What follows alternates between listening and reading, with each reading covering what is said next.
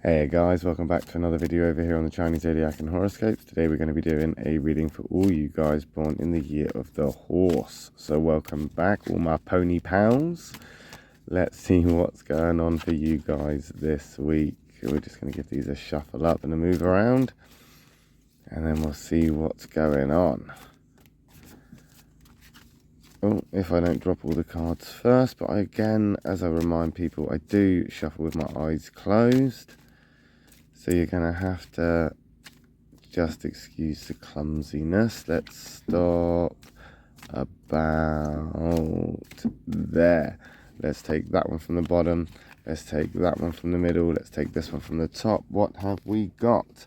Okay, so we have got a black, a white, and a black. Two blacks, two negatives. But black isn't always an attack, white isn't always all right. It all depends on the compatibility as we flip them over. So don't be disheartened just because you get two blacks. It doesn't work like that. We have a catalyst here. We have some change, some shifts coming in that you aren't particularly comfortable with. However, it's not all doom and gloom, because even though the rabbit may not always appreciate the horse and there can be some kind of disagreement to it at times, they can get along. They can be semi-compatible, so it's not too bad. And I think in the regards to the catalyst, the change here, the shift, when it comes to the rabbit, it's a very fast change. It's a very quick change that comes in, and a lot of people can't handle it because it's so fast. It just kind of takes over. But you're already running at top speed all the time. You're one of the fastest personalities in the Chinese Zodiac. Not only are you a quick thinker, but you're also very quick-tempered. You're also very quick to lend a hand or be considerate of other people. You're very quick to jump in and defend people. You're very quick to sort of stand up and stick up for yourself. You're very quick to come up with ideas and solutions. You're just very quick overall, quick to fall in love, quick to just be, a fast-paced individual. So that rabbit change isn't something that you're not used to because you're always running as fast as you can, all the time.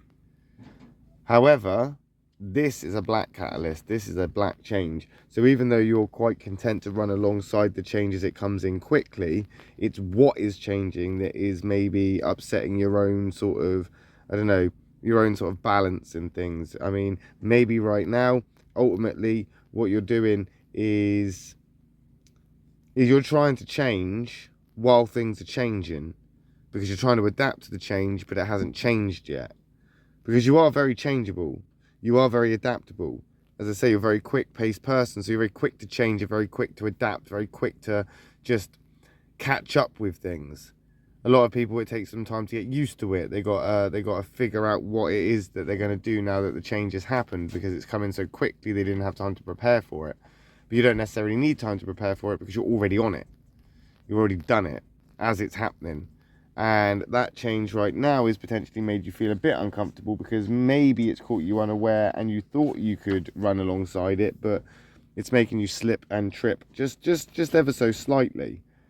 I think right now you're becoming hesitant.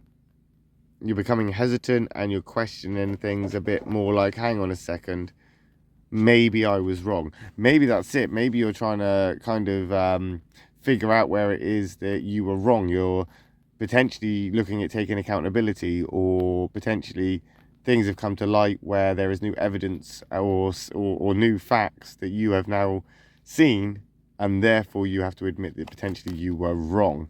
But we've got the monkey coming in that white card, which isn't all bad either, because again, pretty compatible. Well, not pretty, they're semi-compatible again, like the rabbit, semi-compatible. The horse and the monkey can cooperate to a certain degree, and they do this simply to achieve common goals or to achieve a common end. If they have the same kind of aspiration, they can help each other to reach the goal. They are not beneath that. They are not too good for that. They can see the benefits in cooperation and working together. So potentially right now, this is where you need to be in tackling this change, is cooperating and working with it. Accepting it may not just be enough. potentially you have to do things. That monkey is a doer card. It's to do things. You've got stuff to do. And this is more of a selfish card. The monkey card is more of a let's look at yourself. And potentially you need to now look at where you need to take accountability, or where you need to sort of apologize for, or admit where you were wrong. That rabbit is also a diplomatic card. It's also very kind of, sit down, let's find resolution, let's talk about this kind of vibe. A monkey is, let's get it done, let's do that.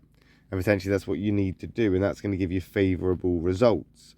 That will benefit you if you can just do the things you need to do that you may have missed as that change starts to come through. And as that change does start to come through, and that change is now pushing through, it is going to bring you over into another negative space. But with the right preparedness now in place, that monkey card is trying to encourage you to do what you need to do in order to become more comfortable with this.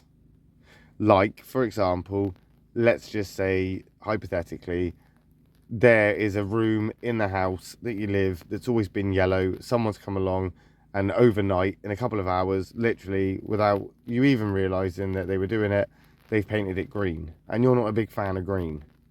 So you've gone from yellow to green very, very quickly.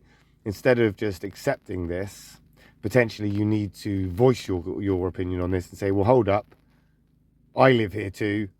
Why was I not spoken to about this change of colour? Why have I been left out on the decision of what colour we're going to repaint this room? And thus then getting some sort of positive result for you back from that. Because we're not looking at big major things here. We are just looking at everyday life.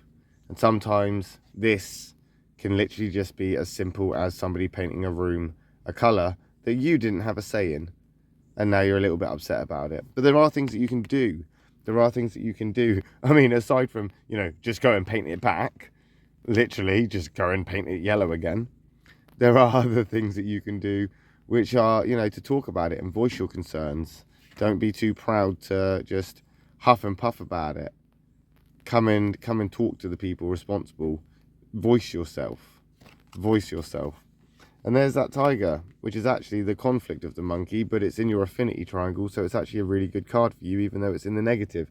A great example of black not always being an attack, because you're going a lot of emotional strain at the moment. There's a lot of emotional things going on. Potentially you're up and down emotionally, and that's what's triggered you in the first place. Maybe it's not even the fact that they've painted the wall another colour and that they've not spoken to you about it.